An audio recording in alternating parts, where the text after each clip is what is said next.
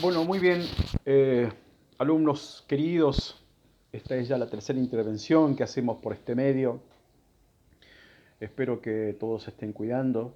El país está atravesando por una situación bien complicada y necesita de cada uno de nosotros. Siempre pensando en nosotros, pero por sobre todas las cosas pensando en el otro, ¿no? Que es un lindo modo de ser solidario. Hoy el tema que nos va a ocupar tiene que ver un poco con la ficción, ya que el profesor Marcel Sombo va a desarrollar lo suyo. Este, Él le va a encarar el documental. eh, Nadie mejor que él para desarrollar esta cuestión que nos ocupa, que son los géneros, a pesar de que los géneros ya sufrieron hibridaciones, ya sufrieron cruces ya desde hace varias décadas. Creemos un poco, yo en particular me quiero referir al tema de la ficción y cómo no, se nos dio dado hace ya este, tendríamos que decir siglos atrás, porque los primeros que se metieron con estas cuestiones fueron los griegos, ¿no? Nosotros vamos a pegar unos saltos hacia adelante y este, lo primero que se me ocurre leer es lo que dice la Real Academia Española respecto de lo que es una ficción. Dice: clase de obras literarias o cinematográficas, generalmente narrativas, que tratan de sucesos y personajes imaginarios. Y después hace un par de salvedades y dice que la ficción también tiene la acepción de la palabra, tiene otras interpretaciones que también quiere decir simulado, quiere decir fingido, falso o incluso engañoso, ¿no? Y me parece que ahí nos acerca al métier nuestro, de que estamos haciendo ficción en el relato cinematográfico. Nos gusta mucho la ficción, la mayoría de los eh, proyectos que ustedes que han presentado tienen que ver con la ficción. Hay muy poco documental. Quiero decir que lamentamos un poco desde la cátedra que esto suceda, porque el género documental es un género del cine de lo más maravilloso que hay, digamos, ¿no? Pero bueno, evidentemente la ficción talla mucho en nuestro imaginario personal, en nuestro imaginario, en el imaginario visual que todos tenemos desde que empezamos a ver cosas, empezamos a ver imágenes en la televisión, etcétera, etcétera. Parece que es la ficción la que más nos llama la atención. Hay un psicólogo cognitivo que se llama Jeremy Brunner, que él nos dice que hay dos modos de conocer la realidad, dos modos de acceso a la realidad. Él es un psicólogo. Uno es el lógico científico y el otro es el narrativo, nos dice Brunner, ¿no? El primero, el lógico narrativo, está basado más en la búsqueda de la verdad, concretamente, en donde el género documental entra a tallar claramente. Y el narrativo tiene que ver un poco con ya no la búsqueda de la verdad, sino de la verosimilitud. Y ahí es donde estamos a los que nos gusta la ficción, ¿no?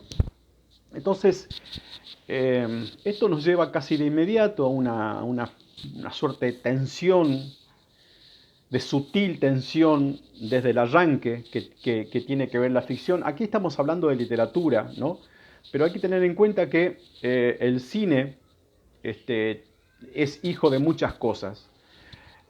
No solamente es hijo del teatro y de la fotografía, como bien podríamos pensar un poco apuradamente, sino también tiene que ver con, creo que una de sus madres directas del cine es la literatura.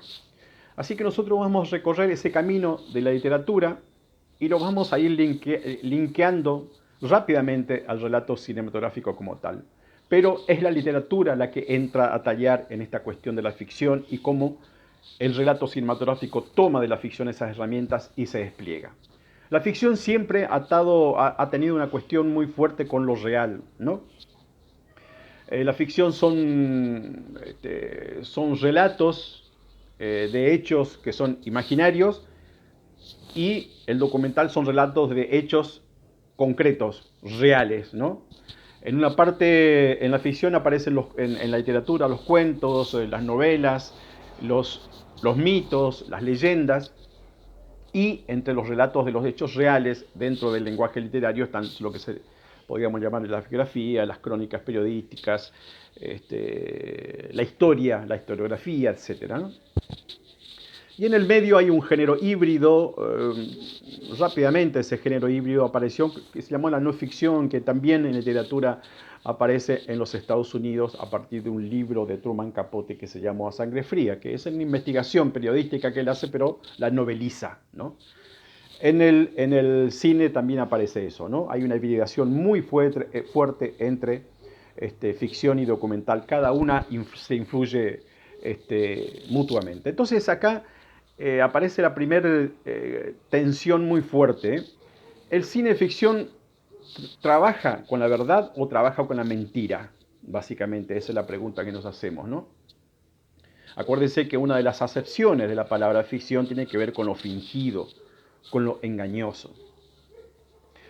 Y aquí nos dice Juan José Saer, que es uno de los grandes escritores argentinos, es un novelista enorme, ya fallecido, Juan José Saer, y también un gran cinéfilo.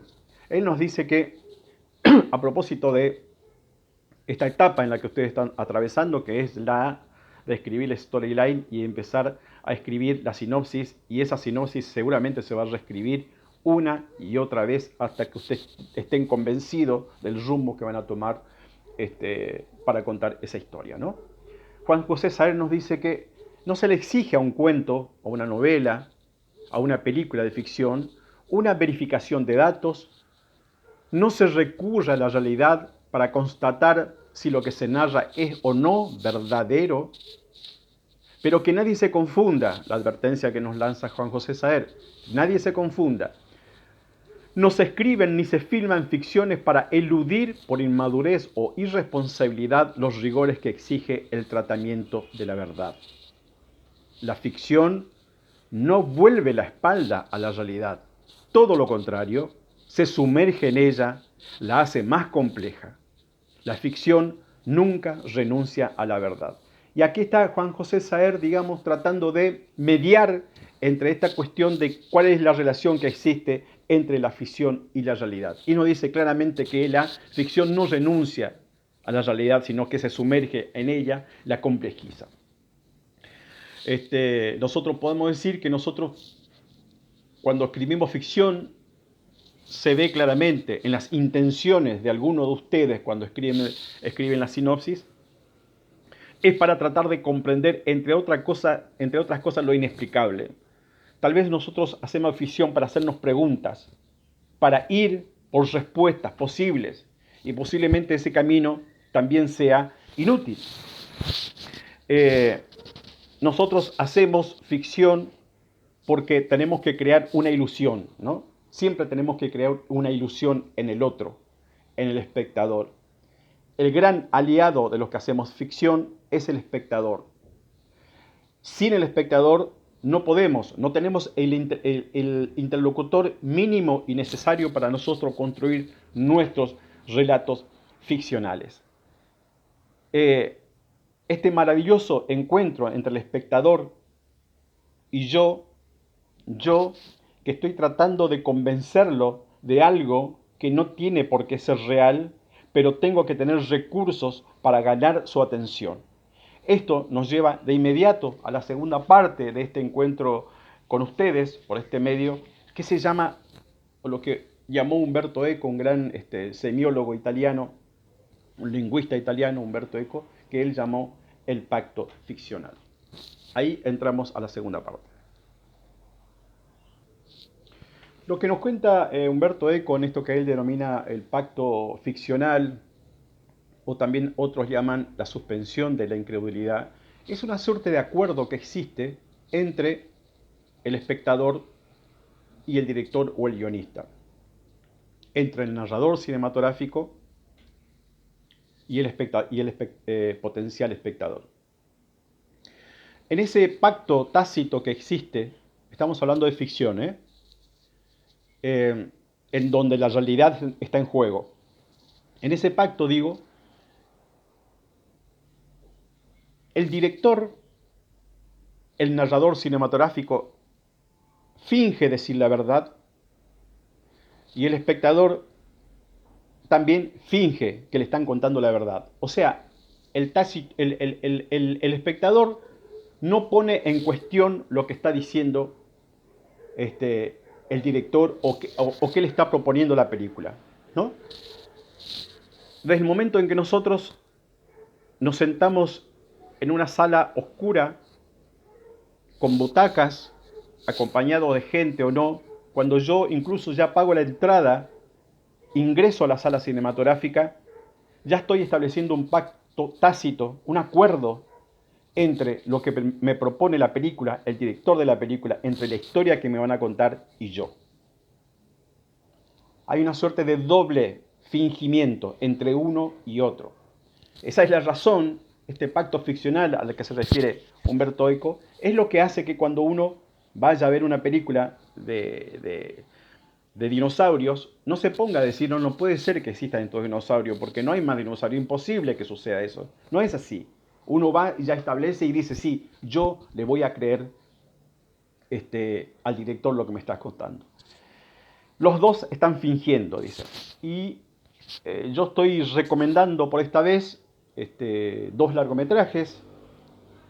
Ustedes van a tener que ver los dos largometrajes. Una es de Tim Burton, que se llama El Gran Pez, y la otra, muy bonita, que yo la vi cuando era estudiante de comunicación social, que se llama Smoke, de un director que se llama Wayne Wang, pero de todas maneras está guionada por uno de los grandes escritores norteamericanos que se llaman Paul Auster. Se llama Smoke la película. Sobre ella van a tener que trabajar en cuestiones muy específicas, pero básicamente entre las dos, entre El Gran Pez y Smoke, está claramente definido de qué se trata esto. Yo voy a fingir creerte y vos vas a fingir que me estás diciendo la verdad. ¿Qué es lo que ocurre aquí? No se puede decir cualquier cosa. Y en ese sentido es que ustedes tienen que revisar una y otra vez sus propias sinopsis. No se puede decir cualquier cosa. ¿Por qué? Porque es muy fácil salirse de eso. Hay una serie de reglas que se tienen que cumplir para que ese pacto entre el que cuenta la historia y el que le está oyendo, una serie de reglas que se tienen que cumplir. Y esas reglas las da el género. Cada género tiene algo que se llama verosímil. Si ese verosímil es cuestionado, es roto, no es entendido, no es atendido por el escritor, por el guionista, por el director, ¿qué es lo que va a pasar? El espectador va a decir, no te creo. Se va a levantar de la butaca, se va a ir. En el caso en que esté mirando cine en su casa, va a cambiar de canal, va a mirar otra película. Si no se respetan las reglas del género, señores alumnos y alumnas, si no